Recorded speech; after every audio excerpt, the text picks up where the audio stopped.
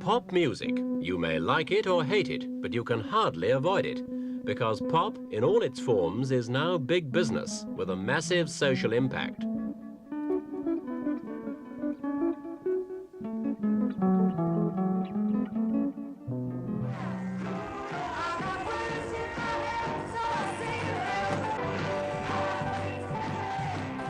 Britain's one of the world leaders of pop.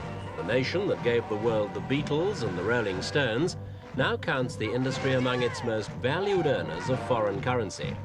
And so it's not surprising that an invention that may well revolutionize the sound of pop has been made by British musicians.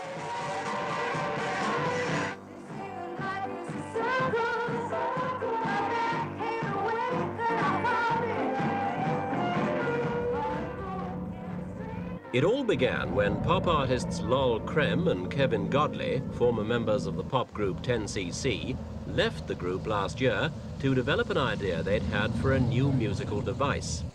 They had long felt that electronically created sounds were not sufficient, and that something more was needed to diversify the sound of electric guitars.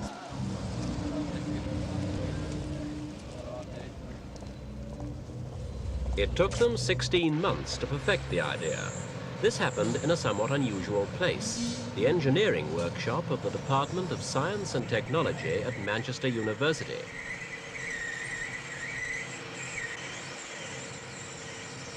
Here, their idea finally took the form of a metallic box-like gadget they're calling a Gizmo.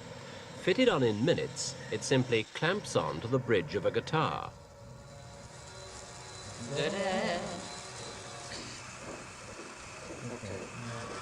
The Gizmo does away with the need for a handheld plectrum. Instead, it features a set of revolving wheels suspended above each string. On each of these wheels are 48 tiny battery-operated plectrums. So by simply depressing a lever, the guitarist can make these plectrums pluck each string at the rate of more than 100 times a second. The strings are then vibrated as in a bow. The whole idea is staggering in its simplicity. The string vibrations produce orchestral effects when the Gizmo is used, but the guitar can still be played as an ordinary electric guitar. This would give the guitarist an enormous variety of sounds at his disposal, sounds that have so far not been produced by a guitar.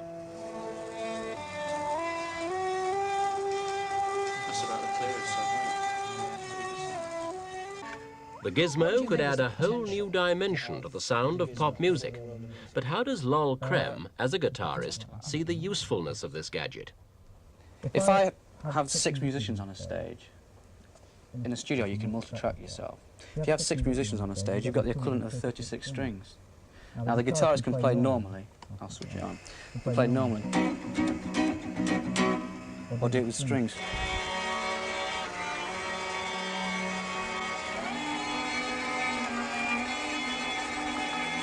And 6 lots of that is like a very powerful sound. It's like a reasonable sized orchestra. So it gives the musician, the guitar player, it gives him like the facility of an orchestra. Whereas normally only a keyboard player's had that before, with organs and with moogs and all kinds of things like that.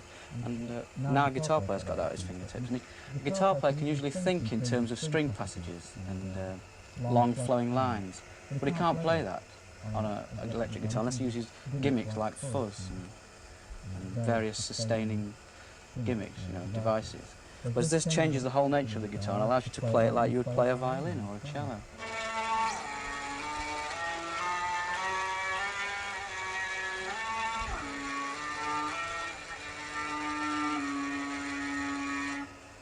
Isn't it going to make a few orchestras obsolete? No, because an orchestra plays, really, the orchestra is the tool of an arranger or a writer, whereas the guitar is it's a means of much more, I would have thought, spontaneous musical impression. So it means that a lot of groups around the country aren't going to need.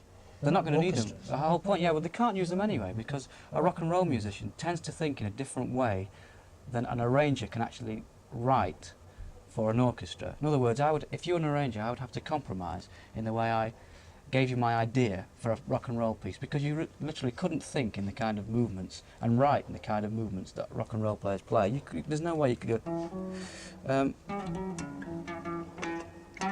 I'm playing here, so you have to worry about that. Certainly can't. You couldn't do. I'll play that again.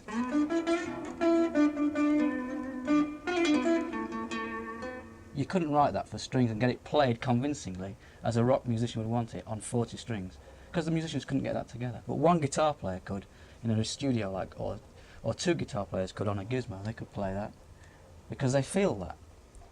So the potential is enormous. Yeah, the potential is enormous. You could translate real, like, contemporary ideas into string sounds or brass sounds, all played by the guy that thought of the idea in the first place, or by two guys that think the same ideas in harmony. As an engineer, have you enjoyed your little excursion into the pop world? Oh, very much. A different world entirely. I think I had heard of the Beatles previous to this. Hadn't heard of 10cc. Great fellas, great fun. Excellent company. Full of ideas. Sometimes too many ideas, to work on all at the same time. Was it a big problem producing something that would work? No, it was nice to get it working. It was essentially a guidance problem. Guiding the apparatus onto the strings to make them vibrate. A wee bit more precision than they had come along with. We have the facilities here, so we were able to make a good bridge. And what is the Gizmo going to mean for the world of music?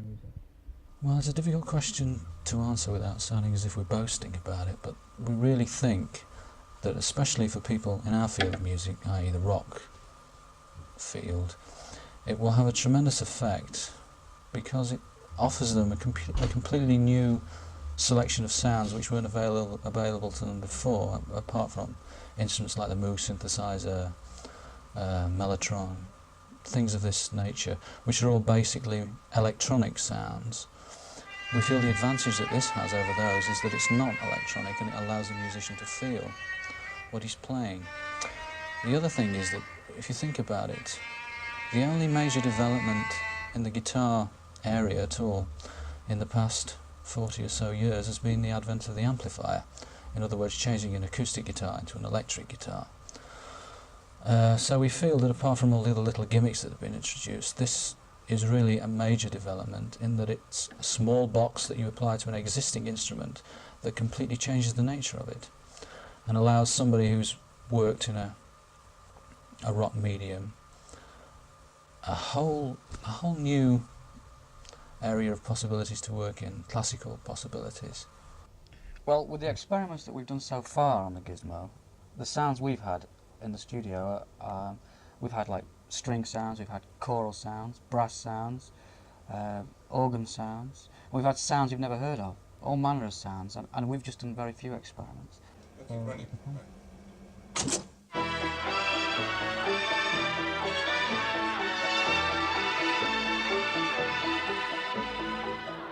These orchestral effects offer endless possibilities. The Gizmo could even form an important bridge between spontaneous rock music and the more formally written and arranged orchestral pieces.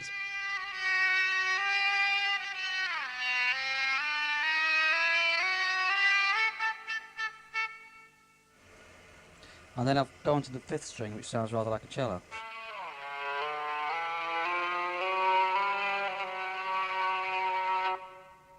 While he was with 10cc, Lol Creme often found he had to use superimposed orchestral sound effects. This was when the Gizmo idea first occurred to him.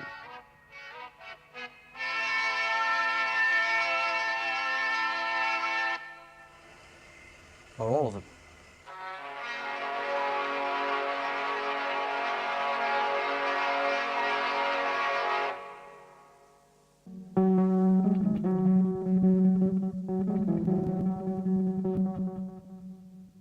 The device will be on the market fairly soon, though it may be some time before it gains really wide acceptance among pop musicians. But those who are backing it have no doubt that the Gizmo sound is something we're all going to hear an awful lot more of in the future.